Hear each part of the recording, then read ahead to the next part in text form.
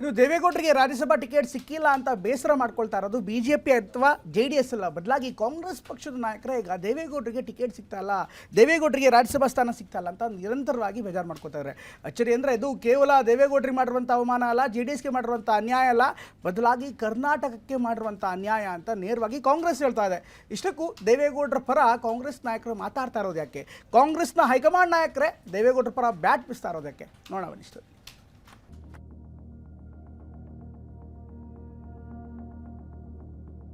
ಒಕ್ಕಲಿಗರಿಗೆ ಅನ್ಯಾಯ ಮಾಡಿರೋದಂತೂ ಸತ್ಯ. BJP ಕರ್ಕೊಳ್ಳೋದು, tissue ಥರ ಯೂಸ್ ಮಾಡೋದು, ಬಿಸಾಕೋದು. ಒಬ್ಬ ಮಾಜಿ ಪ್ರಧಾನಿ ಅವರಿಗೆ ಗೌರವ ಕೊಡಬೇಕಂತ ಮೋದಿಜಿಯವರು ಬಹಳ ಆತ್ಮೀಯರು ಇದ್ರಪ್ಪ. ಶಾಕ್. ರಾಜ್ಯಸಭೆಗೆ ಮರು ಆಯ್ಕೆ ನಿರೀಕ್ಷೆಯಲ್ಲಿದ್ದ ದೇವೇಗೌಡರಿಗೆ ಶಾಕ್. ಕಳೆದ ಬಾರಿ NDA ಅಭ್ಯರ್ಥಿಯಾಗಿ ರಾಜ್ಯಸಭೆ ಪ್ರವೇಶಿಸಿದ್ದ ಮಾಜಿ ಪ್ರಧಾನಿ JDS ವರಿಷ್ಠ ದೇವೇಗೌಡರಿಗೆ ಈ ಬಾರಿ ಟಿಕೆಟ್ ಕೈತಪ್ಪಿದೆ. ಈ ಮೂಲಕ ದೇವೇಗೌಡರ ರಾಜ್ಯಸಭೆ ಮರುಪ್ರವೇಶ ಕನಸು ಭಗ್ನಗೊಂಡಿದೆ. ವಯಸ್ಸು, ಆರೋಗ್ಯದ ಕಾರಣದಿಂದ ದೇವೇಗೌಡರಿಗೆ ರಾಜ್ಯಸಭಾ ಟಿಕೆಟ್ ಮಿಸ್ ಆಗಿದೆ. ದೇವೇಗೌಡರ ಬದಲಿಗೆ ಬಿಜೆಪಿ ಅಭ್ಯರ್ಥಿಯಾಗಿ ಪ್ರೊಫೆಸರ್ ಎಂ ನಾಗರಾಜ್ಗೆ ಟಿಕೆಟ್ ನೀಡಲಾಗಿದೆ.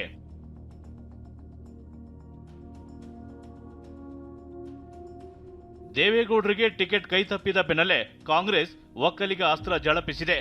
ಆ ಅಸ್ತ್ರ ಏನು ಅನ್ನೋದನ್ನ ನೋಡೋದಾದ್ರೆ, ದೇವೇಗೌಡರಿಗೆ ಬಿಜೆಪಿ ಹೈಕಮಾಂಡ್ ರಾಜ್ಯಸಭೆ ಟಿಕೆಟ್ ನೀಡದೇ ಇರೋದು ಕಾಂಗ್ರೆಸ್ಗೆ ಹೊಸ ಅಸ್ತ್ರ ಸಿಕ್ಕಂತಾಗಿದೆ. ಹೀಗಾಗಿ JDS ವಿರುದ್ಧ ಕಾಂಗ್ರೆಸ್ ಒಕ್ಕಲಿಗ ದಾಳ ಉಳಿಸುತ್ತಿದೆ. ಒಕ್ಕಲಿಗ ನಾಯಕನಿಗೆ CM ಪಟ್ಟ ಕಟ್ಟಿ JDSಗೆ ಮರ್ಮಾಘಾತ ನೀಡಿರುವ ಕಾಂಗ್ರೆಸ್ ಇದೀಗ ಕುಮಾರಸ್ವಾಮಿ ಕೇಂದ್ರ ಸಚಿವರಾಗಿದ್ರು, ದೇವೇಗೌಡರಿಗೆ ಟಿಕೆಟ್ ಸಿಕ್ಕಿಲ್ಲ, ಇದು ದೇವೇಗೌಡರಿಗೆ ಅಪಮಾನ ಅಂತಿರುವ ಕಾಂಗ್ರೆಸ್ ನಾಯಕರು JDS ಮತ್ತಷ್ಟು ವೀಕ್ ಅನ್ನೋ ಲೆಕ್ಕಾಚಾರ ಹಾಕ್ತಿದ್ದಾರೆ. ಹೀಗಾಗಿ ಹಳೆ ಮೈಸೂರು ಭಾಗದಲ್ಲಿ ಕಾಂಗ್ರೆಸ್ ಪ್ರಾಬಲ್ಯ ಹೆಚ್ಚುವ ನಿರೀಕ್ಷೆ ಇಟ್ಟುಕೊಂಡಿದ್ದಾರೆ.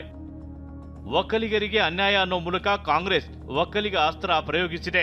ಇದು ದೇವೇಗೌಡರಿಗೆ ಆಗಿರ್ತಕ್ಕಂಥ ಅಪಮಾನ ಅಲ್ಲ, ಇದು JDSಗೆ ಆಗಿರ್ತಕ್ಕಂಥ ಅವಮಾನ ಅಲ್ಲ. ಭಾರತೀಯ ಜನತಾ ಪಾರ್ಟಿ ಮತ್ತು NDAದವರು ಇಡೀ ಕರ್ನಾಟಕ ರಾಜ್ಯದ ಜನತೆಗೆ ಅಪಮಾನವನ್ನು ಮಾಡಿದ್ದಾರೆ.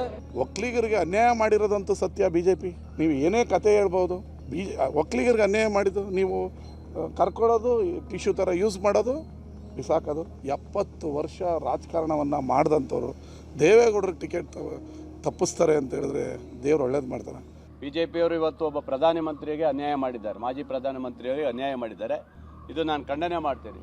ಇದು ಅವರೇ ಹೇಳ್ತಿದ್ದಾರಲ್ಲ, ಒಬ್ಬ ಮಾಜಿ ಪ್ರಧಾನಿ ಅವರಿಗೆ ಗೌರವ ಕೊಡಬೇಕಂತ ಮೋದಿಜಿಯವರು ಬಹಳ ಆತ್ಮೀಯರು ಇದ್ರಪ್ಪ. ಅದ್ಯಾಕೆ ತಪ್ಪೋಯ್ತು ಅಂತ ನನಗೂ ಅರ್ಥ ಆಗ್ತಾ ಇಲ್ಲ ಇವತ್ತು. ಇನ್ನು ರಾಜ್ಯ ಕಾಂಗ್ರೆಸ್ ಉಸ್ತುವಾರಿ ರಣದೀಪ್ ಸಿಂಗ್ ಸುರ್ಜೇವಾಲಾ ಕೂಡ ಟ್ವೀಟ್ ಮಾಡಿ ಕಿಡಿಕಾರಿದ್ದಾರೆ. ದೇವೇಗೌಡರಿಗೆ ಬಿಜೆಪಿ ರಾಜ್ಯಸಭಾ ಟಿಕೆಟ್ ನಿರಾಕರಿಸಿದೆ. ಮಾಜಿ ಪ್ರಧಾನಿಯೊಬ್ಬರ ಬದಲಿಗೆ ಜಿಲ್ಲಾ ಕಟ್ಟಡ ನಿರ್ಮಾಣ ವಿಭಾಗದ ಉಸ್ತುವಾರಿಯೇ ಹೆಚ್ಚು ಮುಖ್ಯ ಎಂದು ಬಿಜೆಪಿ ಭಾವಿಸಿದೆ. JDS ಪಕ್ಷಕ್ಕೆ ಮತ್ತು ಅದರ ನಾಯಕತ್ವಕ್ಕೆ ಪದೇ ಪದೇ ಬಿಜೆಪಿಯಿಂದ ಅವಮಾನ ಆಗುತ್ತಿದೆ. ಬಿಜೆಪಿ ನಾಯಕರು ಹೈಕಮಾಂಡ್ನತ್ತ ಬೊಟ್ಟು ಮಾಡಿದ್ದಾರೆ. ದೇವೇಗೌಡರು ರಾಜ್ಯಸಭೆ ಬಗ್ಗೆ ರಾಜ್ಯ ಮಟ್ಟದಲ್ಲಂತೂ ನಮ್ದು ಯಾವುದೇ ರೀತಿಯ ಚರ್ಚೆಗಳು ನಡೆದಿರಲಿಲ್ಲ. ಪಕ್ಷದ ವರಿಷ್ಠರು ಇವತ್ತಿನ ರಾಜಕೀಯ ಪರಿಸ್ಥಿತಿನ ಅರ್ಥ ಮಾಡಿಕೊಂಡು ಯಾರಿಗೆ ಅವಕಾಶ ಮಾಡಿಕೊಡ್ಬೇಕು ಅದನ್ನು ಪಕ್ಷದ ವರಿಷ್ಠರು ತೀರ್ಮಾನ ಮಾಡಿದ್ದಾರೆ. ಏನು ನನಗೇನು ಸಮಸ್ಯೆ ಆಗಿದೆ ಅಂತ ಅನಿಸಲ್ಲ.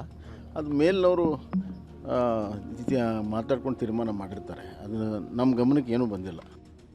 ಕಾಂಗ್ರೆಸ್ನಿಂದ AICC ಅಧ್ಯಕ್ಷ ಮಲ್ಲಿಕಾರ್ಜುನ್ ಖರ್ಗೆ, AICC ಮಾಧ್ಯಮ ಮುಖ್ಯಸ್ಥ ಪವನ್ ಖೇರಾ ಮತ್ತು AICC ಕಾರ್ಯದರ್ಶಿ ಮನ್ಸೂರ್ ಅಲಿ ಖಾನ್ ಅಖಾಡದಲ್ಲಿದ್ದಾರೆ. ಬಿಜೆಪಿ ಅಭ್ಯರ್ಥಿಯಾಗಿ ಪ್ರೊಫೆಸರ್ ಎಂ ನಾಗರಾಜ್ ಅಖಾಡದಲ್ಲಿದ್ದಾರೆ.